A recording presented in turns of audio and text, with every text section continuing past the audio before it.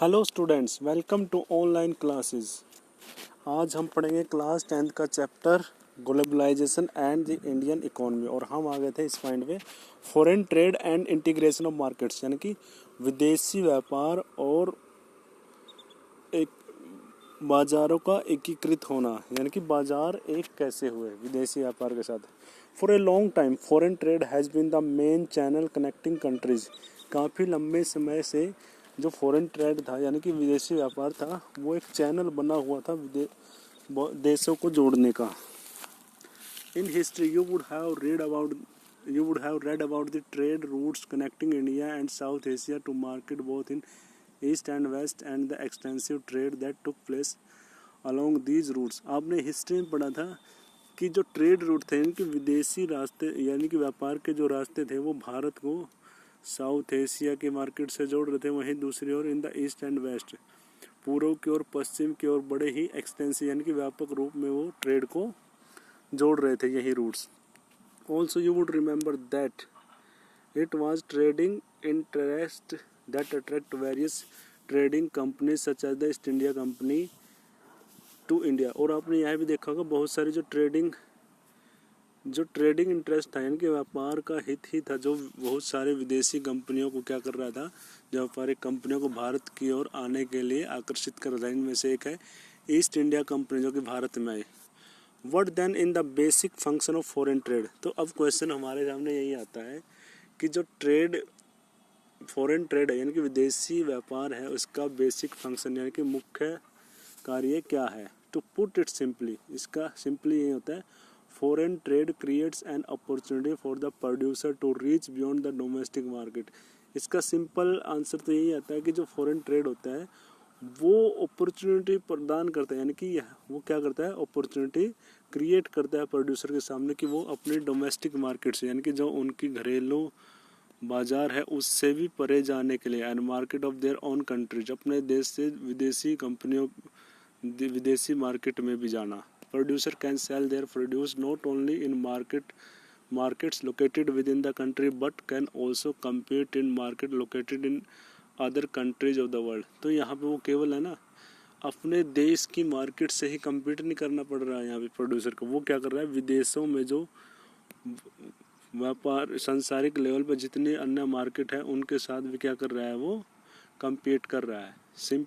Similarly for the buyers, import of goods produced in another country is one way of expanding the choice of goods beyond what is domestically produced।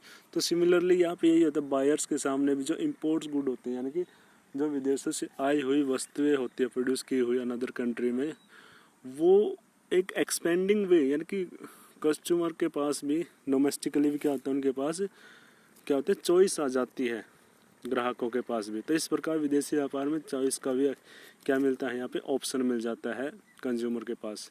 Late us see the effect of foreign trade through the example of Chinese toys in the Indian market. चलो हम उदाहरण के तौर पे देखते हैं कि foreign trade ने कैसे, चाइनीज टॉय का एग्जांपल ले सकते, कैसे उन्होंने भारतीय मार्केट में एंट्री करी।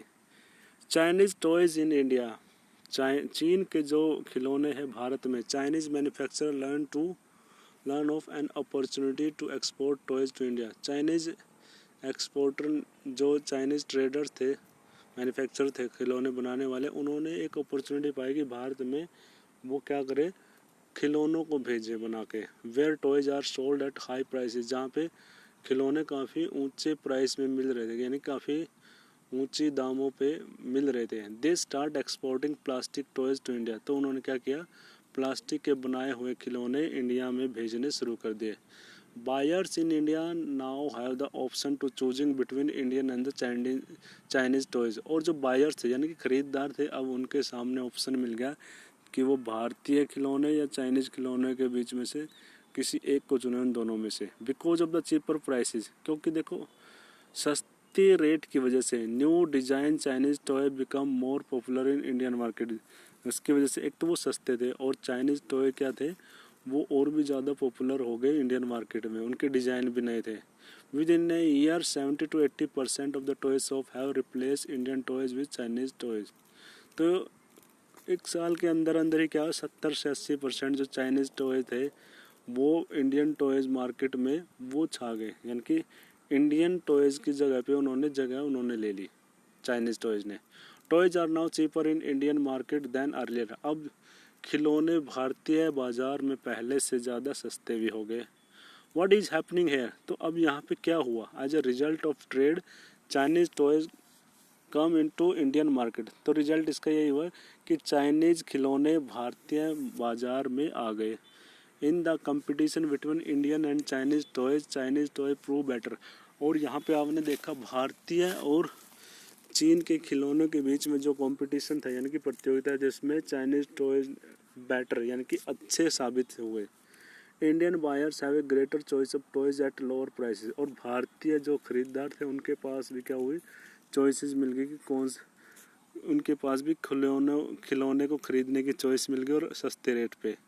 For the Chinese toy market this provide an opportunity to expand business. और इससे क्या हुआ, चाइनीज़ टॉय मेकर को क्या हुआ कि उनको अपने बिजनेस को एक्सपेंड करने का यानी कि फैलाने का मौका मिल गया। The opposite is true for Indian toy market makers.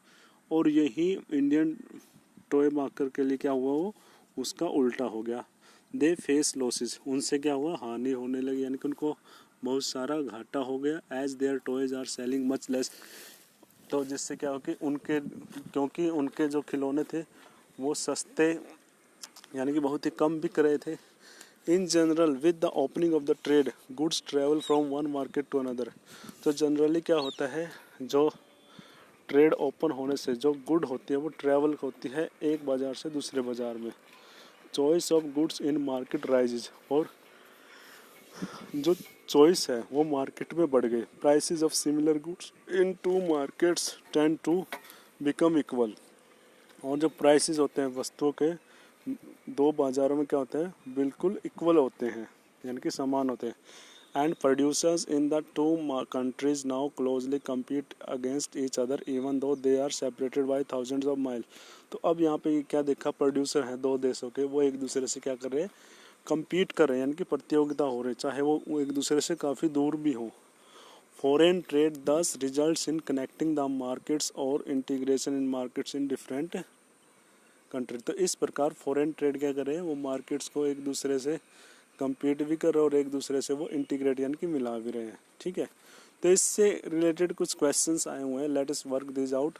What was the main channel connecting countries in the past, यानी कि पास्ट में यानी कि पुराने टाइम में देशों को क्या चीज़ें जोड़ रही थी एक दूसरे से। How it is different now, और अब ये कैसे एक दूसरे से अलग है। Small traders of readymade garments facing stiff competition with both the MNC brands and imports. और यहाँ पे छोटे जो कपड़े, बच्चों के कपड़े बनाने वाले यानी कि रेडीमेड कपड़े जो तैयार करते हैं, वो भी अब बहुत ही तीखा कंपटीशन फेस कर रहे हैं for both the MNC brand and imports. जो विदेशी बहुराष्ट्रीय कंपनियों के ब्रांड से और